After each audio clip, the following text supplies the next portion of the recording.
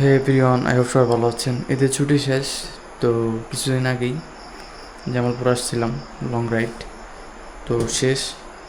তো আজকে আবার জামালপুর থেকে ঢাকার উদ্দেশ্যে সাভারের উদ্দেশ্যে রওনা দিচ্ছি। একটা না এক রাইডে আমরা চলে যাবো আজকে জামালপুর থেকে ঢাকা। তো সবাই রাইডটা এনজয় করেন। তো আমি কিভাবে কোথা দিয়ে যাচ্ছি, আর এখন সময় হচ্ছে 4:08, একটু ভোরে ভোরে বের হলাম। আর একটা ব্যাড নিউজ হচ্ছে, ঘুম থেকে উঠে জানতে পারলাম যে আমাদের অকটেনের প্রাইস 140 টাকা থেকে আবার 5 টাকা বাড়িয়ে 145 টাকা করা হয়েছে। তো এটা কোনো কথা? এমনিতেই আমরা বেশি টাকায় অকটেন নিচ্ছি অনেক ক্রাইসিসের পর, আবার এখন অকটেনের দাম গেছে হঠাৎ করেই বেড়ে এক রাতে। তো আজান দিতেছে, আর কথা না পারেই কথা হবে রাইডে। তো ফাইনালি বের হয়ে পড়লাম। এখন সময় 4:37। তো উঠছি 4টায়। তো এতক্ষণ লাগলো রেডি হইতে, আবার অনেক কিছু দিয়ে দিছে, ব্যাগ ট্যাগ বান্ধা লাগছে, রেডি হওয়া লাগছে। তো এখনও গ্রামের মধ্যেই আছি, হাইওয়েতে উঠি নাই, হাইওয়ের খুব কাছেই। তো হাইওয়েতে উঠি, তারপর জমিয়ে গল্প হবে। ট্যুরটা আই হোপ আপনাদের ভালো লাগবে।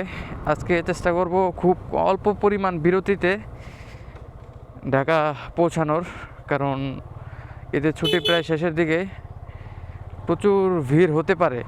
এর আগেই আমাদের রাতে আরও আগে বের হওয়ার প্ল্যান ছিল, তো ভাবলাম পরে 4টার দিকেই বের হই। যাই হোক, আজকে রোডে কী কী হয় সব দেখতে পারবেন আপনারা। আর কত কিলো রাইড করি, আমি তো ট্রিপ মিটারটা জিরো করতে ভুলেই গেছি। ট্রিপ বি,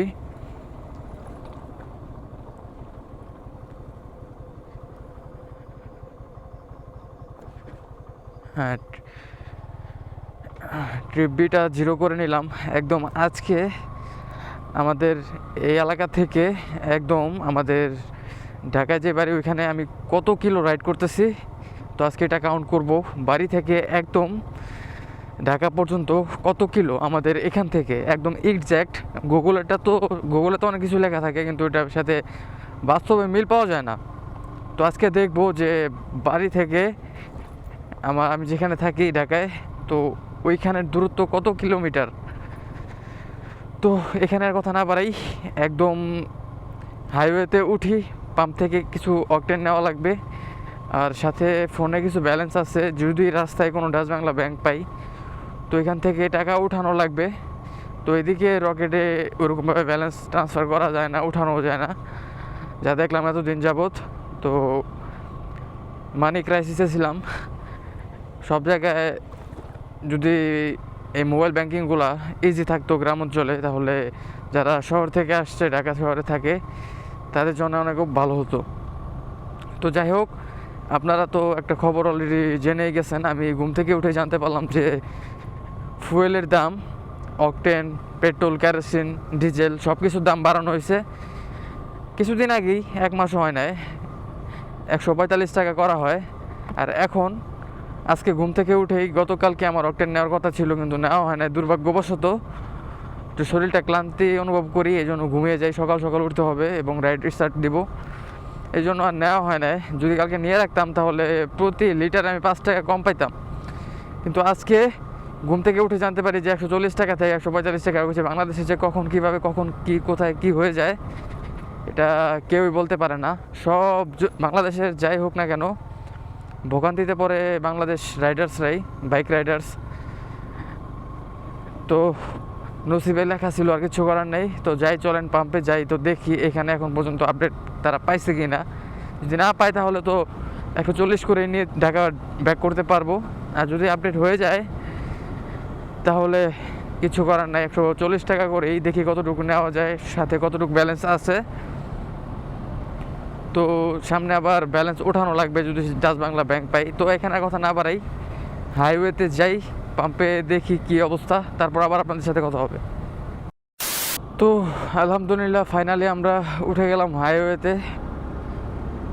তো এখন পালা হচ্ছে, সামনে একটা পাম্প আছে, পাম্প থেকে অকটেন নিতে হবে। তো হাইওয়ে ফুল ফাঁকা রোড, তো জানি না কতক্ষণ ফাঁকা থাকবে।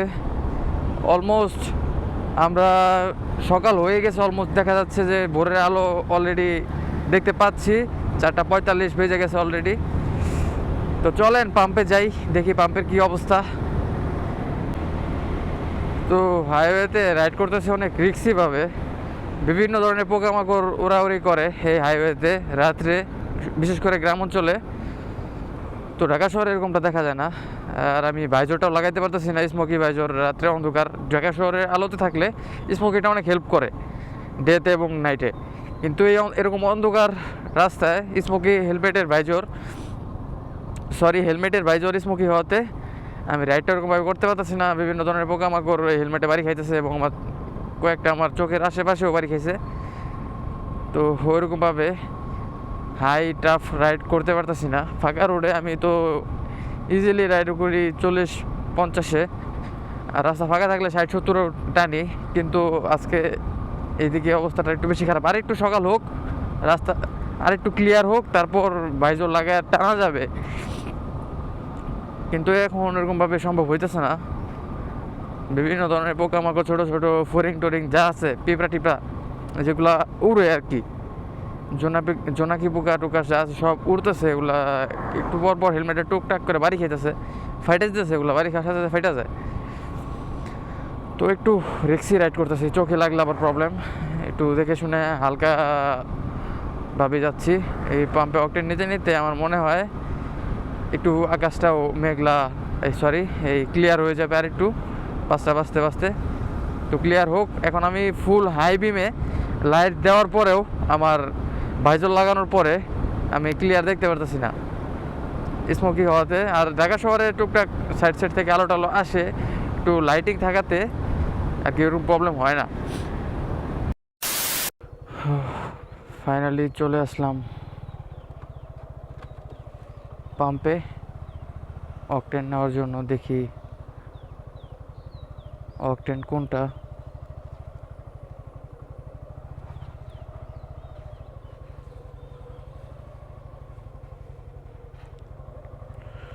তো পদ্মার অকটেন সবসময় ভালো।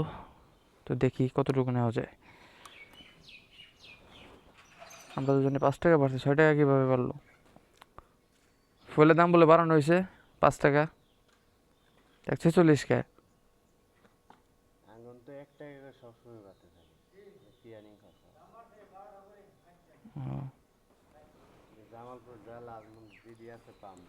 তোর কাছে কত আছে? রকেটের টাকা দেওয়া যাবো? অনলাইন পেমেন্ট নাই না? তো তোর কাছে কত?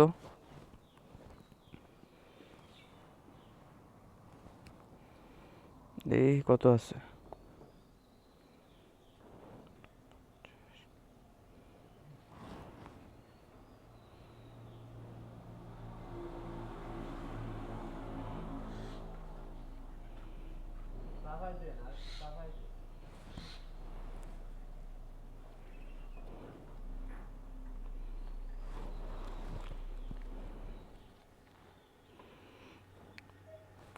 তাহলে 300 টাকার দেন।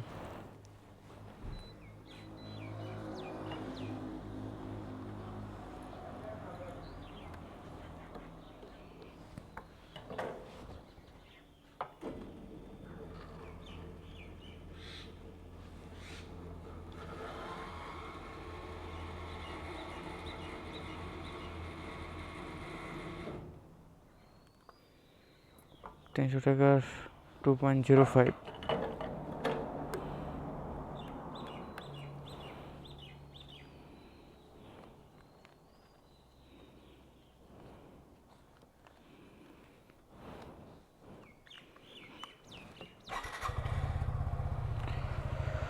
তো 300 টাকার অকটেন নিলাম, 2.05, 2 লিটার সামথিং।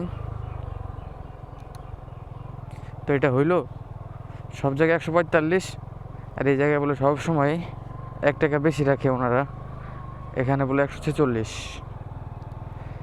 5 টাকা বাড়ছে, 6 টাকা দেওয়া বাড়ায় দিয়ে অকটেন নিলাম, কিচ্ছু করার নেই, পরিস্থিতির শিকার। তো অলমোস্ট সকাল হয়ে গেছে, 4:55 এখন সময়। অকটেন নিয়ে মাত্র বের হলাম। চেনে একটু মোবিল দেওয়া দরকার ছিল, কারণ চেনটা শুকায় গেছে, শব্দ করতেছে, প্রচুর চেলে যাচ্ছে। তো এখানে এরকম গ্যারেজও নাই, ওয়াশটাও করতে পারিনি এই বাইকটা। তো দেখি সামনে যদি কোথাও ঢাকা পৌঁছানোর আগে যদি বাইকের গ্যারেজ পাই তাহলে অবশ্যই চেনটা লুপ করতে হবে, টায়ার প্রেশারটা চেক দিতে হবে এবং এই কি দেখতে হবে যে এই অকটেনও নিতে হবে আবার। এইটাই কথা ওরকমভাবে গুছায় বলতে পারতেছি না, ঘুম থেকে উঠে আসছি, ব্রেন ওরকমভাবে এখনও অ্যাক্টিভ হয় না, জানি না আল্লাহ কী করে রোডে। তো এখন টানতে হবে, বহু পথ যেতে হবে আমাদের। দেখি সামনে যদি পাই ডাচ বাংলা ব্যাংক দিকপাইত, তো এখান থেকে টাকা উঠায় নিতে হবে, কিছু না, যদি পারি যা আছে অ্যাকাউন্টে সব উঠায় নিব, কারণ ঢাকা শহরে প্রচুর সিরিয়াল ভিড়, এগুলা ঠেলতে মনে চায় না। তো দেখি আল্লাহ ভরসা বাকিটা।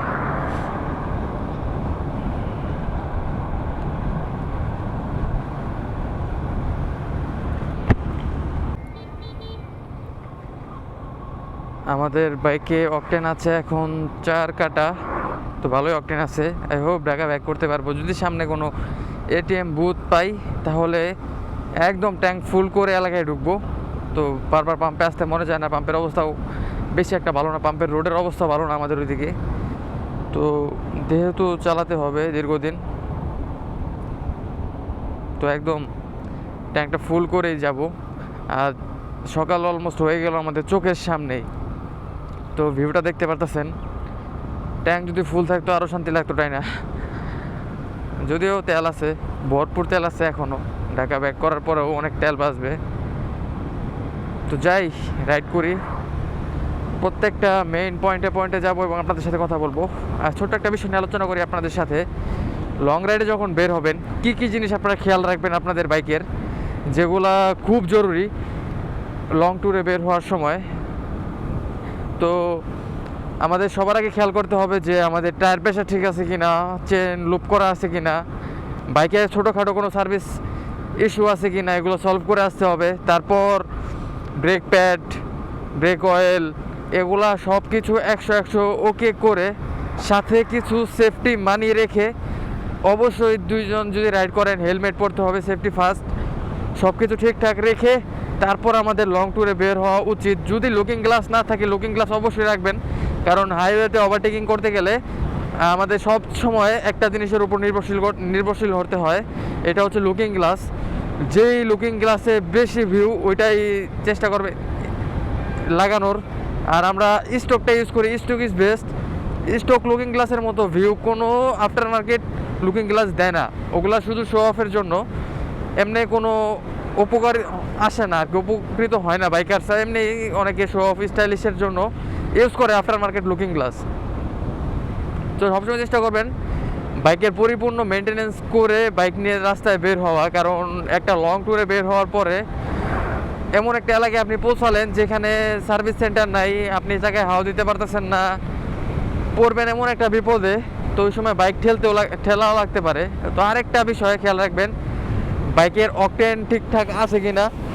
বাইকের অকটেন যদি ঠিকঠাক না থাকে, একটু অকটেন, পর্যাপ্ত পরিমাণ অকটেন নিয়ে নেন, কারণ অনেক অঞ্চলে, অনেক হাইওয়েতে ফুয়েল পাম্প অনেক দূরে। তো সেক্ষেত্রে যদি আপনি একটা বিপদে পড়েন, ফুয়েলে আর কি বাইকে যদি অকটেন না থাকে, তাহলে আপনি একটা বড় সড়ো বিপদে পড়তে পারেন, অনেক রাস্তা ঠেলা রাখতে পারে। আর যদি গহীন জঙ্গল অথবা ফাঁকা রোড হয়, তাহলে আপনার বাইক আপনাকে ঠেলতে হবে, কোনো বাইকার্স আপনাকে হেল্প করতেও চাইবে না। এমন জায়গা আছে। তো সামনে ওটা কি কুকুর নাকি শিয়াল ওরকম ভাবে বোঝা যাইতেছে না, তো এটা হচ্ছে শিয়াল।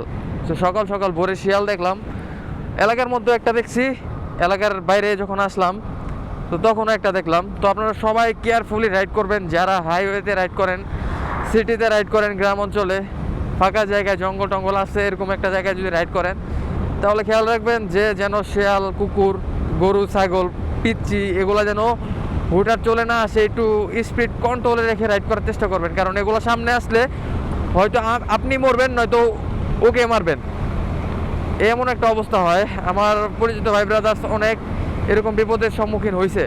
তো এই জন্য আমি এগুলো দেখলে একটু ভয় লাগে। হাইওয়েতে যখন রাইড করি, গ্রাম অঞ্চলে রাইড করি, তো আমি সবসময় মাথায় এটা রেখেই রাইড করি, এবং ওভার স্পিড আমি করি না বলতে গেলে। কারণ ওভার স্পিড কন্ট্রোল যদি করতে পারেন তাহলে এই টানটা উঠাবেন, আর যদি কন্ট্রোল করতে না পারেন তাহলে ওই টান স্পিড আমার জীবনও নিয়ে নিতে পারে। দুই চাকার উপর কখনো কোনো বিশ্বাস করা উচিত না, যেহেতু স্কিল যদি থাকে, ভালো স্কিল থাকে এবং প্রফেশনাল রাইডার হন, তারপরেও অনেক রাইডার বিপদে পড়ে ওভার স্পিডের কারণে। বিশেষ করে অচেনা কোনো রাস্তায় ওভার স্পিড না করে ভালো। যদি কোনো স্পিড ব্রেকারের সামনে পড়েন তাহলেও একটা বড় সড়ো দুর্ঘটনা ঘটার চান্স থাকে। তো আমাদের সবসময় খেয়াল রাখতে হবে, অচেনা কোনো রোডে গেলে, অচেনা কোনো রাস্তায় গেলে আমাদের স্পিডটা মেনটেনেন্স করে বাইকটা রাইড করতে হবে। এখন আমি আছি পিলিয়ন, তো লং রাইড দিতে হবে। তো এই জন্য শুরুতেই যেন মাজাটা ব্যথা না হয়, এই জন্য আগে ওরে দিলাম ফাঁকা রোডটা, ওই চালাক। তারপর যখন হাইওয়েতে উঠবো, 2 লেনের রাস্তা, তো এটা আর একটু বেশি কিলো, ওইটা আমি চালাবো। আর এখানে এলাঙ্গা রাখ পর্যন্ত ওই চালাক, আমি একটু রেস্টে থাকি। পিছনে বসলেও একই অবস্থা, রেস্ট বলতে একটু মাইন্ডটা রেস্টে থাকুক আর একটু রাইডটা এনজয় করি। এলাঙ্গা পার হয়ে পরে আবার আমি রাইডে ব্যাক করব। আমরা প্রায় একটানা 70 কিলোমিটার রাইড করে ফেলেছি, তো তাই ছোট্ট একটা এলেঙ্গাতে 4 ব্রেক দিলাম।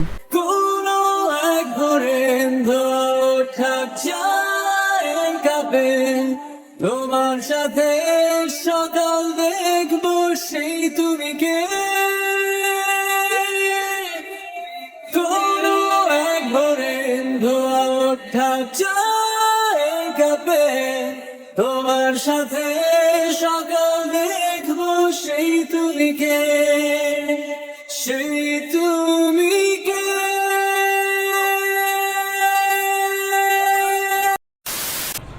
তো ফাইনালি এলাঙ্গা থেকে একটা চায়ের ব্রেক দিই এবং আমাদেরও একটা ব্রেক দেওয়া হয়।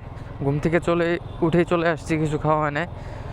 তো এখানে একটা রং চা খেলাম এবং আমাদের বাইকটা একটানা 70 কিলো রাইড করা হয়েছে, এই জন্য বাইককেও একটা রেস্ট দেওয়া হইলো, আমাদের সাথে সাথেই বাইকেও একটা রেস্ট পাইলো।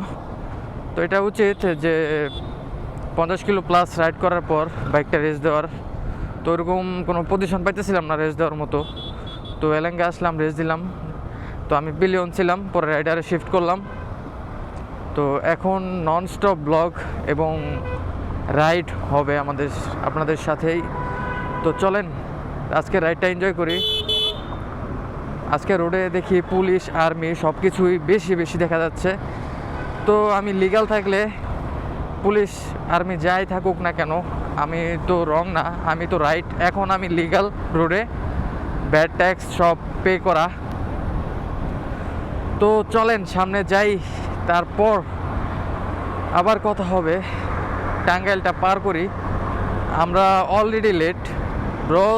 আমরা ভাবছিলাম যে রোদ ওরকমভাবে ওঠার আগে আমরা ঢাকা ব্যাক করব, কিন্তু এখনও 50-60 কিলোমিটারের উপরে আছে। আমরা কেবল রাইড করছি 72 কিলোমিটার। আমাদের বাড়ি থেকে এলেঙ্গা 71 কিলোমিটার, 70 সামথিং 71 কিলোমিটার ধরা যায়। তো দেখি একদম আমাদের বাড়ি পর্যন্ত, ঢাকা আমরা যেখানে থাকি ওইখান পর্যন্ত, আমাদের গন্তব্যস্থান পর্যন্ত আর কি কত কিলো রাইড করতে হয়। তো সবসময় একটা দ্বিধাদ্বন্দ্বের মধ্যে ছিলাম, গুগলের উপর বিশ্বাস করি না এরকমভাবে, একদম রিয়েল কত কিলো এটা আজকে চেক করব, এই উদ্দেশ্যে আজকে বাসা থেকেই এটা ডিসিশন নিয়েছিলাম। তো আর বেশি কিলো নাই। তো চলেন আমরা একটু পাগলা রাইড দিই। সিঙ্গেল থাকলে টপ স্পিড চেক দিতাম, যেহেতু সিঙ্গেল না, সাথে পিলিয়ন আছে, তো ওইরকমভাবে টপ স্পিড চাইলেও উঠবে না, কারণ আমার ওজন, আমার ব্যাগের ওজন, আবার বাড়ি থেকে দাদা দাদি অনেক কিছু দিয়ে দিছে। যাদের বাড়িতে দাদা দাদি আছে তারাই জানেন কত আদর করে। তো বাড়িতে গেলে কখনোই খালি হাতে ফিরায় না, কিছু না কিছু সাথে দিয়েই দেয়। দাদা বাড়ির মজাই আলাদা। যারা ছোটোবেলা দাদা দাদির সাথে থাকেন, দাদা দাদির হাতে বড় হয়েছেন, তারাই এই মজাটা বুঝতে পারবেন। তো এখন তারা গ্রামে থাকে, আগে আমরা একটা সময় একসাথে থাকতাম। ওই যে সাইডে আমাদের সাথে সাথে ট্রেন যাচ্ছে, ট্রেন।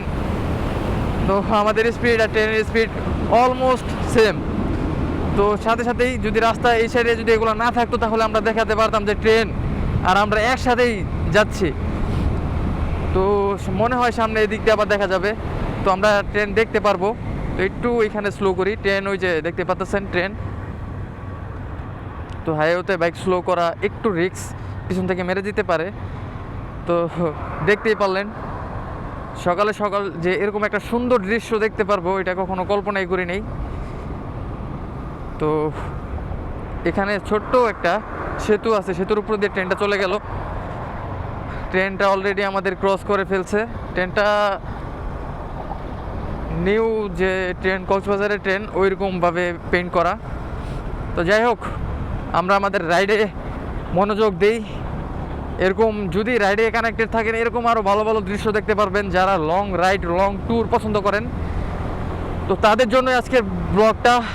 তো জামালপুর থেকে ডিরেক্ট সাভার, আমাদের ঢাকার মধ্যেই পড়ে, সাভার ঢাকা একই, অলমোস্ট বলতে পারেন কাছাকাছি। তো সাভার বাইপাইল রপ্তানি ভাদাইল একদম আমাদের বাড়ি পর্যন্ত পুরোটা আপনাদের সাথে শেয়ার করব আজকে। তো এখন আর কথা না বাড়াই, একটু রাইটে মনোযোগ দিই, সামনে যাই, তারপর আবার কথা হবে। আমরা এখন আছি টাঙ্গাইল শহরে, আশুলিয়া, এখনও 63 কিলোমিটার। এত পাগলা রাইড দিলাম, তারপরেও এখানে সবাই বাসের জন্য ওয়েট করতেছে। আমরা এখন আছি টাঙ্গাইল শহরে। কিরে রাস্তা এমন কে? তো যাই হোক, সুন্দর একটা জায়গা টাঙ্গাইল, জায়গাটা অনেক সুন্দর। প্ল্যান আছে যে টাঙ্গাইলটা একদম ভিতরটা ঘুরে কভার করব একটা সময়, যেহেতু টাঙ্গাইল হয়ে জামালপুর যাইতে হয়। তো নেক্সট ইনশাল্লাহ কোনো একদিন।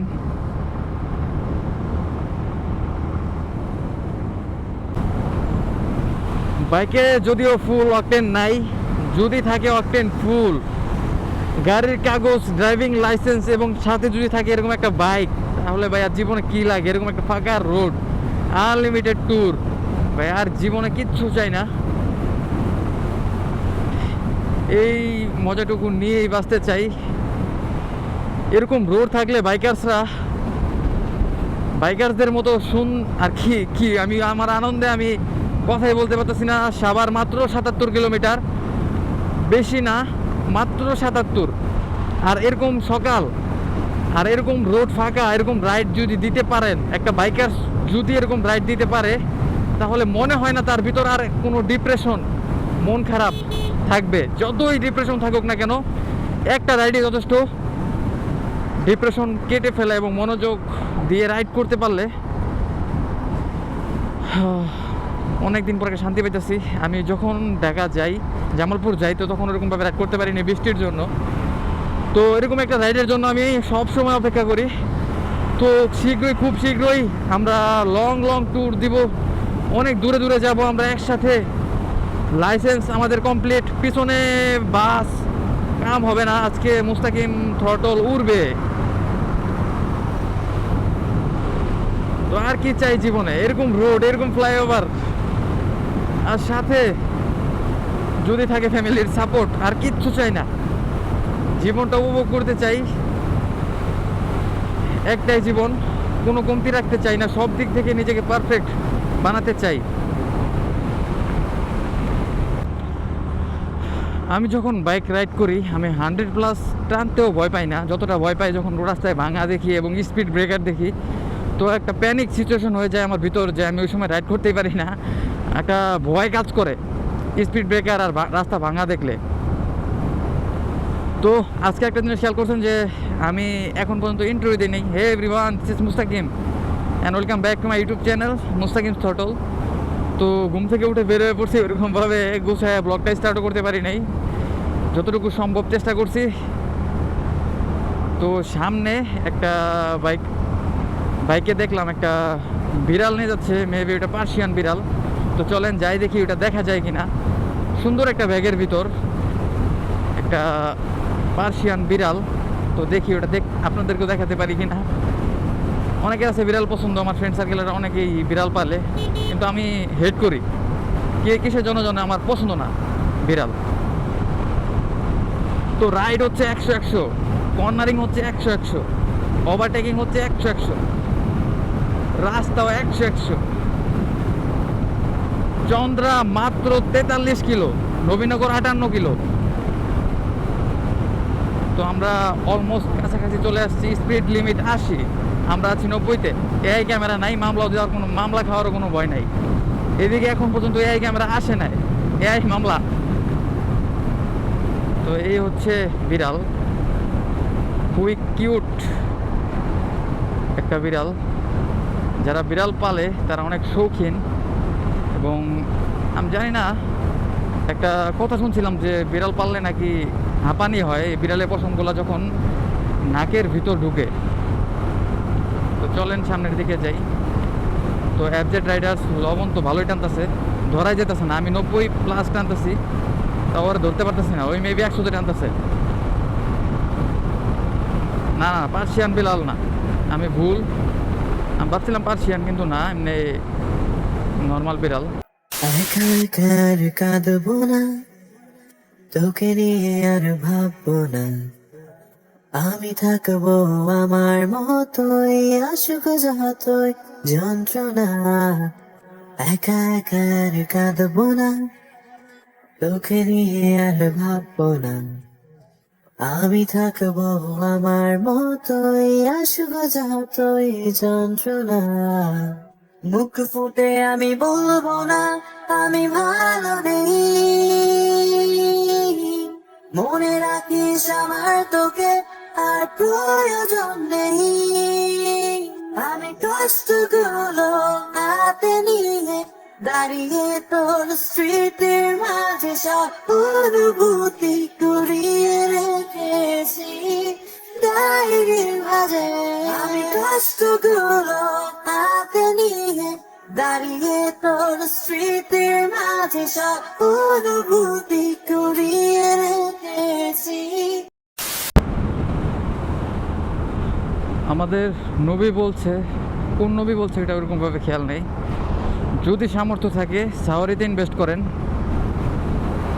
তো কথাটা ভুল বলে নাই। তো বাসে থাকলে এই ভিউগুলো দেখতে পারতাম না, যা বাইকে যা দেখতে পারতেছি। প্রকৃতি যে কতটা সুন্দর তা মুখের ভাষায় বলা যাবে না। তো আমি এমন একটা কথা শুনছি যে যারা বাংলাদেশের বান্দরবান দেখে নেয় তারা বাংলাদেশের সৌন্দর্য দেখে নেয়। তো আমি খুব শীঘ্রই, খুব সুন বান্দরবান যাওয়ার প্ল্যানিং আছে বাইক নিয়ে। বান্দরবানটা কভার করে চলে আসব। তো যারা বান্দরবান দেখে নেয় তারা বাংলাদেশের সৌন্দর্যই দেখে নেয়, তারা কিচ্ছুই দেখে নেয়। তো বান্দরবান, সিলেট, রাঙামাটি এসব পাহাড় দেখার এক আকাশ পরিমাণ ইচ্ছা আমার। তো আল্লাহ যদি চায়, সব কিছু যদি সব ঠিকঠাক থাকে, তাহলে খুব শীঘ্রই পাহাড় দেখতে বের হয়ে পড়বো। তো সেই না, তো সেই ভালো লাগতেছে ভাই। মর্নিং নাইট রাইড আমার কাছে সবচেয়ে প্রিয়, কিন্তু মর্নিংটা আরও বেশি উপভোগ করতেছি আমি। তো আমরা এখন আছি মির্জাপুর শহরে। মির্জাপুর থেকে চান্দরা বেশি কিলো না, তো অলমোস্ট আমরা কাছাকাছি চলে আসছি। মির্জাপুর থেকে বের হলে চন্দ্রা, তারপর এই সাভারে ঢুকে গেছি বলতে পারেন। তো ভালো টানছি, রাস্তা একদম ফাঁকা। যাওয়ার সময় তো অনেক প্যারা খেয়েছি, অনেক কাটায় ভিড়ের মধ্যে, জ্যামের মধ্যে, এগুলা কাটায় পরে যাওয়া লাগছে। তো অনেক প্যারা খেয়েছি যাওয়ার সময়। পালসার তো সেই টান দিচ্ছে, তো আমরা একটু টানি, রাইডে ফোকাস দিই। 100+ টানও তুলছিলাম। সিঙ্গেল থাকতাম তাহলে আজকে টপ উঠাই ফেলাইতাম ইনশাল্লাহ, কিন্তু সিঙ্গেল না, সাথে অনেক ব্যাগ লাগেজ হাসান আছে, আবার গ্রাম থেকে অনেক কিছু দিয়ে দিছে, এই জন্য গাড়ির ওয়েট বেশি। কিন্তু তাও 100 উঠছে। আমি তো ভাবছিলাম 100 উঠবোই না, আরও কম উঠবো, তো 100 উঠাইতে পারছি আলহামদুলিল্লাহ।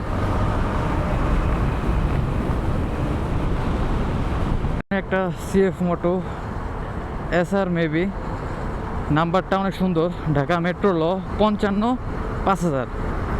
তো এরকম একটা নাম্বার চাইছিলাম, পাইলাম না। কত সুন্দর একটা নাম্বার দেখছেন, ঢাকা মেট্রো ল 55-5000, সে একটা নাম্বার পাইছে। দেখি সামনেতে যা, দেখি এটা মডেল কোনটা। SR 250, সেই। তো আমরা চলে আসছি চান্দুরা। তো ক্যামেরা স্টোরেজ একদম নাই বললেই চলে। তারপর একটা SD কার্ড ছিল স্লো, তো এটাতে শিফট করলাম। ক্যামেরা স্টোরেজ আমি এরকম এক্সটার্নাল এখনও মেমোরি কার্ড কিনি নাই, এই জন্য লং ট্যুর ট্রাভেল এগুলো রেকর্ড করতে পারি না এরকমভাবে। তো আর অল্প কিলো রাস্তা আছে, আমরা চন্দ্রা চলে আসছি। তো হাতের ডানে আমাদের একটা, সরি কি বলতেছি, হাতের ডানে ঢুকতে হবে, সোজা গেলে গাজীপুর।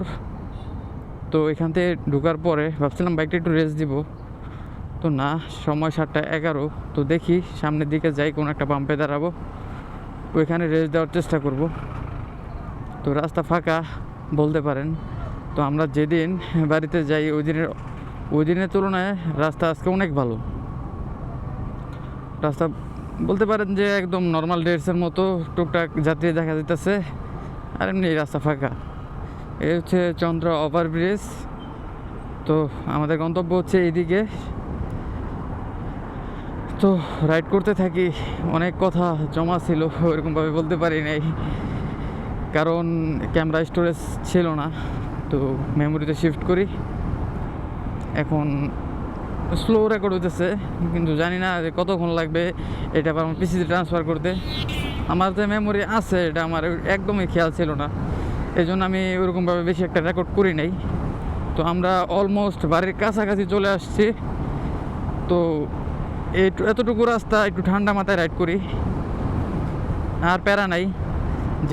যেই রাস্তায় যতটুকু প্যারা ছিল ওটা শেষ। এখন একটু ফান রাইড করি, কারণ আমরা 8টার আগে বাসায় পৌঁছে যেতে পারবো। টার্গেটই ছিল এরকম 3 থেকে 4 ঘন্টার মধ্যে আসবো, কিন্তু যদি আরও একটু ভোরে বেরোতাম তাহলে আমি মনে হয় 2 ঘন্টা 2.5 ঘন্টার মধ্যে বাসায় আসতাম। কিন্তু একটু মাঝে মধ্যে একটু বাইকটা রেস্ট দেওয়া লাগছে, নিজে রেস্ট দিছি, রাইডার শিফট করছি। তো সবাই, আমি একটু স্লো চালাইছি, হাসান একটু স্লো চালাইছি, আবার আমরা দুজনে একটু রাফ রাইড করছি। তো সব কিছু মিলাই জিলা রাইডটা ভালো একটা রাইড হয়েছে।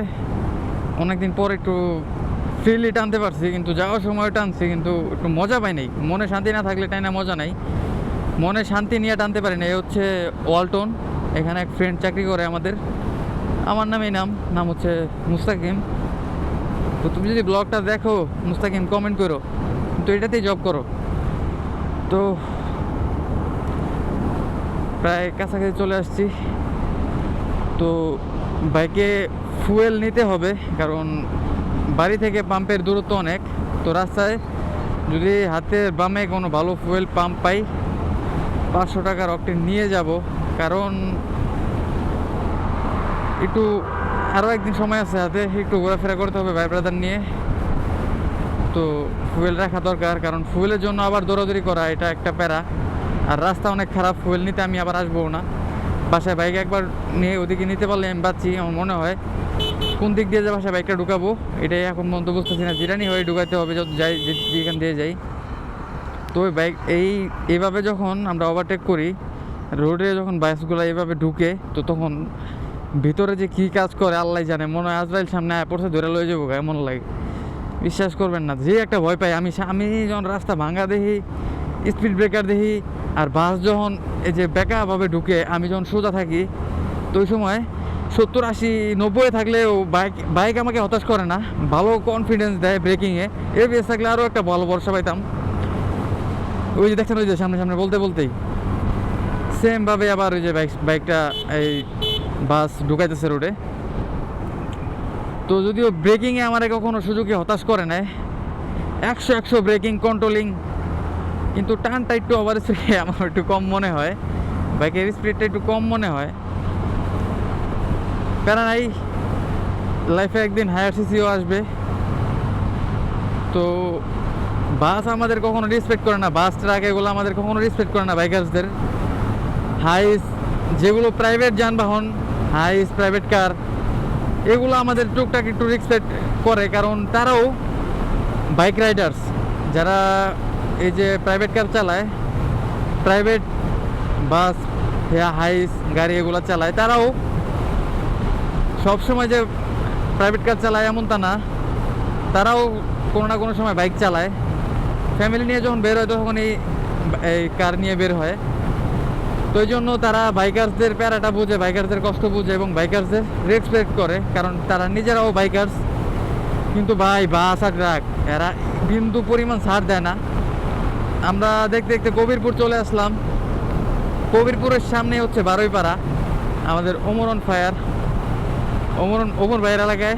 ওমর ভাইয়ের এলাকা হয়ে আমাদের এলাকায় যেতে হয়, কিন্তু ভিতরে ওরকমভাবে ঢোকা হয় না। এই যে বাস, এই আমার এগুলো দেখলেও আমার ভয় লাগে, কি বলবো। এদিকে অটোগুলো যখন রং সাইডে আসে তখনও একটা ভয় কাজ করে, কিচ্ছু করার নেই। তো বাড়ির কাছাকাছি চলে আসছি। রাস্তা ফাঁকা, রোদ তেমন একটা পাই নেই, বৃষ্টিও নাই, একদম রাইড করার মতো একটা পারফেক্ট ওয়েদার। মেঘলা ওয়েদারে রাইড করতে আরও মজা, কিন্তু ভয় লাগে যে এই বুঝে আসলো বৃষ্টি।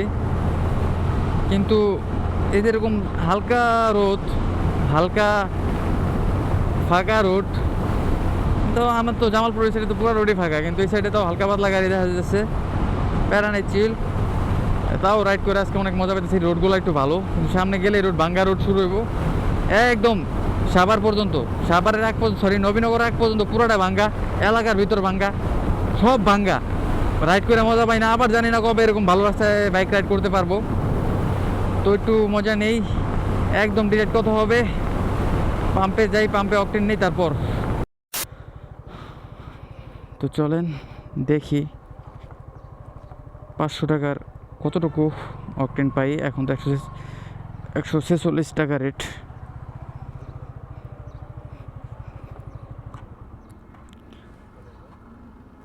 পাঁচশো দেন।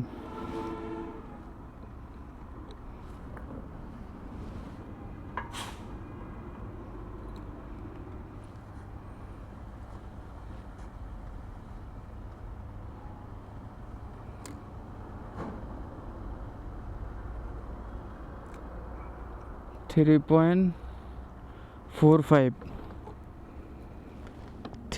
ফোর ফাইভ লিটার পাইছি আমরা অকটেন 500 টাকায়।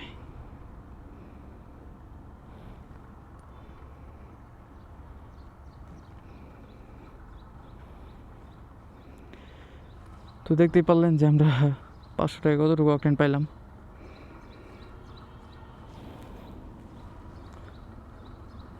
তো দিন দিন ফুয়েলের দাম বেড়েই চলতেছে, জানি না কতদিন বাইক চালাতে পারবো।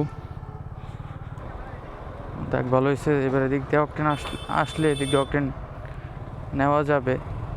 তো আমি লাস্ট যেদিন আসছিলাম এদিকে রাস্তা অফ ছিল, তো যাক ভালো হয়েছে যেদিকে এটা খুলে দিছে, পাম্পে যখন তখন আসা যাবে, অকটেনও নেওয়া যাবে।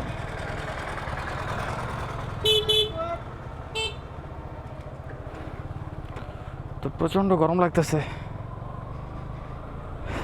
আর ব্লগে ওরকমভাবে ফোকাস দিতে পারতেছি না। এই রোডটা একটু খারাপ, এই রোড থেকে বের হই, তারপর কথা হবে। তো ফাইনালি এলাকাতে ঢুকছি, এলাকা শুরু, আর পানি দিয়ে শুরু, পানির সাথে প্রথম দেখা। আবার সেই বাইক নোংরা, ভালো এলাকা ছেড়ে যখন নোংরা এলাকায় আসি, তো তখন কেমন লাগে বলেন। কত সুন্দর রোড, কিন্তু পানি, এই পানিটা দেখতে পারি না, রোডে পানি দেখতে পারি না। রোড ভাঙ্গা থাকলেও চলে যদি রোডে পানি না থাকে। তো এসেই বাইকটা ময়লা হলো, বাইকটা একদম ওয়াশ করা, আসতে পারলাম না এলাকায়, পানি আর পানি।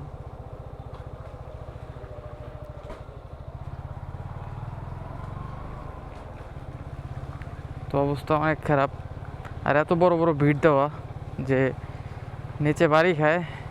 বাইকটা একদম ওয়াশ করা ছিল, শেষ, ওয়াশ শেষ। গ্রামে নিজের মোটরের পানি দিয়ে বাইকটা ওয়াশ করা, নিজেই ওয়াশ করছিলাম অনেক সুন্দরভাবে, ফোম ওয়াশ করা হয়েছে নিজেই, কিন্তু কোনো লাভ নেই। এই এলাকায় থাকলে প্রতি সপ্তাহে ওয়াশ দেওয়া লাগবে 2-3 বার। আর জামালপুর যদি আমি থাকি, মাসে একবার ওয়াশ দিলেও বাইক একদম নতুনের মতো থাকবো। রোড ভালো, কিন্তু জায়গায় জায়গায় ভাঙ্গা, আর হচ্ছে পানি, এখনও তো পানি দেখাই নেই। মেন এলাকায় তো এখনও ঢুকি নেই, পাশের এলাকা এটার উপর দিয়ে আমাদের এলাকায় যাইতে হয়। তো প্রচণ্ড গরম লাগতেছে, হেলমেট পরা, সাথে উইন্ড ব্রেকার, বাতাসটা একদম ভিতর পর্যন্ত পৌঁছতেছে না। তো একটা ভালো মানের উইন্ড ব্রেকার কিনতে হবে যেন ভিতরে বাতাস পৌঁছায়। আর একটা রেইনকোটও কেনা দরকার খুব শীঘ্রই। ফাইনালি চলে আসলাম বাড়িতে, পৌঁছে গেলাম মাত্র। তো ওইদিকে ভাঙ্গা রাস্তা, এই জন্য ক্যামেরা অন করা হয় নাই। তো টোটাল রাইড করা হয়েছে 140 কিলোমিটার, আর 7:40 মিনিটে একদম বাসায় পৌঁছালাম। বাকি কথা, রুমে যাই, ফ্রেশ হয়ে তারপর হবে। তো ফাইনালি বাসায় আসি, ফ্রেশ হই, হালকা একটু কিছুক্ষণ ঘুমাই, খাবার খাই, তারপর আপনাদের মাঝে চলে আসলাম। এডিটিংয়ে বসছি, পিসি ডাউন করছি, আর একটুও খেয়াল নেই যে আমি এন্ডিং দিয়ে নিয়ে আজকের ব্লগের। তো জামালপুর ব্লগটা আজকে আপনাদের কেমন লাগলো জামালপুর টু ঢাকা। এরকম লং রাইড আমার খুবই কম করা হয়েছে, আরও লং করতাম যদি ক্যামেরা স্টোরেজ থাকতো এবং ব্যাটারি চার্জ থাকতো। তো চার্জও ছিল না বেশি একটা, আর স্টোরেজও বেশি একটা খালি ছিল না, এই জন্য লং ট্যুরটা লং হয় না। কেটে কুটে যতটুকু রাখা যায় দেখা যাক। তো ট্যুরটা যারা যারা দেখলেন আশা করি তাদের ভালো লাগছে। এই ট্যুরের মাধ্যমেই লং ট্যুর স্টার্ট করলাম। কাগজপত্র যেহেতু হয়ে গেছে অলরেডি, এখন আমরা অলমোস্ট সব জায়গায় যেতে পারবো টুকটাক। তো চেষ্টা করবো মাঝে মধ্যে আপনাদের নিয়ে দূরে দূরে কোথাও ঘুরতে যাওয়ার। তো যারা এখন পর্যন্ত চ্যানেল সাবস্ক্রাইব করেন অবশ্যই সাবস্ক্রাইব করে পাশে থাকবেন। যারা ফেসবুক পেজ থেকে, পেজটা অনেক আমাদের পেজটা অনেক ছোটো, সবাই সাপোর্ট করবেন, ফলো করবেন এবং কমেন্ট করবেন যেন তাড়াতাড়ি আমাদের পেজটাও বড় হয়ে যায়। আর যাদের আজকে ভিডিওটা ভালো লাগছে তারা অবশ্যই ছোটো করে একটা লাইক দিবেন এবং কমেন্ট করে রাখবেন কে কোন জায়গা থেকে দেখতেছেন। আবার দেখা হবে নতুন কোনো ভিডিওতে, নতুন কোনো লং ট্যুরে, নতুন কোনো ব্লগে। সব ভালো থাকবেন। আল্লাহ হাফেজ।